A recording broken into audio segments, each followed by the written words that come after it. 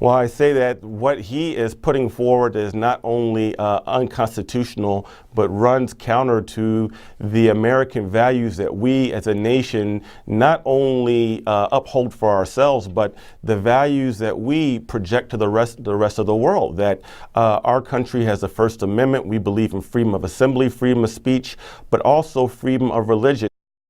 Discrimination is something that has unfortunately been a part of our country for as long as history has proclaimed.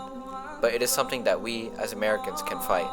We have the power to rectify our country's past mistakes and prevent them from being repeated. But we believe this issue cannot truly be ameliorated without the support of the current presidential candidates and other predominant public figures. And if we stand for anything, we have got to stand together and end all forms of racism, and I will lead that effort as President of the United States. Although one could say our society has come a long way in accepting other cultures and religions, many people still believe the Islamic faith is one that is still frowned upon the most. In 2015, the number of organized anti-Muslim hate groups has increased by 197%. Ever since then, we have seen a myriad of hate crimes committed against the Islamic community, from racial slurs being shouted in public to murderous attempts.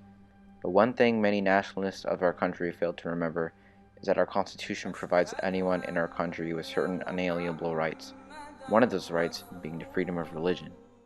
What do you believe could be done to relieve the pressure off of the Muslim community? The biggest thing is ignorance. We are ignorant. We just don't know the other as well as we should.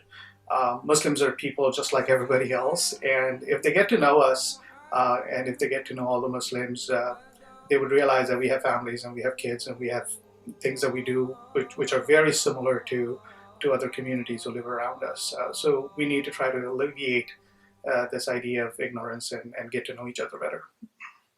How do you feel society's treatment towards Muslim immigrants is like today?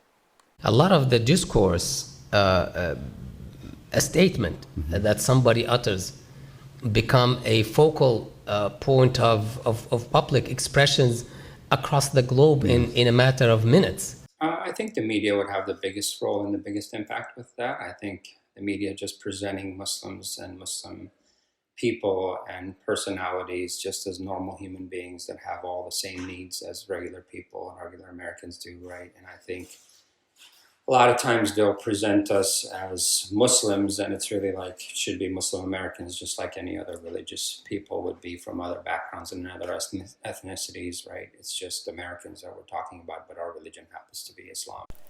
There are those that believe Islamophobia in the United States is non-existent, that it is more of a misunderstood concept. The concept being that the United States is just taking the necessary security precautions and ensuring the safety of its citizens from immigrants who could present a potential threat. So when they say that the U.S. is racial profiling people, and I measure it against what I see, U.S. has no racial profiling. They do it only for security of the U.S. And it's supposed to be standard. You have to have that, to have security in your country, for the future of your kids, your future of your generations. And the reason for racial profiling is, as evidence in the Pensacola recent shootings, there is a definite correlation between people who are being radicalized and a particular faith. It's unfortunate because it has taken the faith to a place that most Muslims have no interest in going. What do you believe has caused many Americans to have negative feelings towards the Islamic community? It's on Muslims, so I think they look at us with suspicion and with distrust, and they feel like somehow all Muslims are out to do evil or to do things that are going to cause harm to society for whatever reason. Yeah.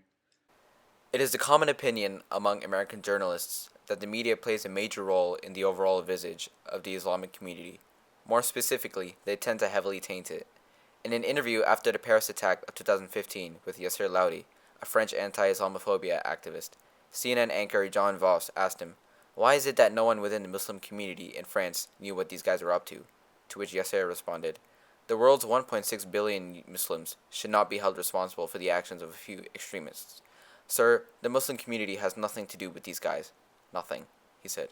We cannot justify ourselves for the actions of someone who just claims to be Muslim. There are many other examples, like this interview, where news outlets and other media platforms deviate towards the common play of indirectly making the entire Islamic community appear to be responsible for the horrendous acts of these individuals who use the Islamic faith to justify their terroristic actions.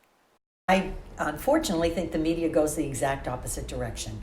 For the most part, the mainstream media, it has a very strong liberal bias, and they will look for any excuse other than radicalization to explain some of these horrific tragedies. How do you feel being Muslim alters your identity in today's society? To this Islamophobia, everybody had it. The Irish had it, the Catholics had it, the Italians had it. Now it's just the time of the Muslims. I think you notice, like, people are fine with you, but then when they realize you're Muslim or they hear your name, and in my case it's very obvious, Muhammad, they kind of do a double take at times. I've seen that. You have radical Islamic clerics, right, preaching from abroad saying you cannot be an American and a Muslim at the same time. Well, lo and behold, on the far right, you have quite a number of famous, prominent Islamophobes who are saying the exact same message. Some people may say that they are justified in their fear of the Islamic community, whether it be because of what they believe a Muslim should look like, therefore associating anyone who does as a Muslim, or if they fear the followers of the Islamic faith itself.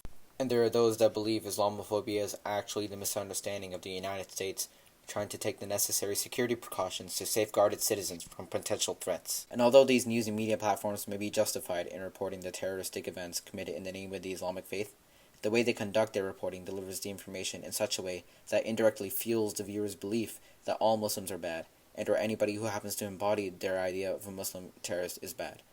But we believe, with the proper aid from the current presidential candidates running in the 2020 election and other politically active public figures, we'll be able to create a new image of the Islamic community in the United States, one that doesn't automatically entail the tragedies that occurred in the name of the Islamic faith, but perhaps the contributions they have made towards the betterment of society.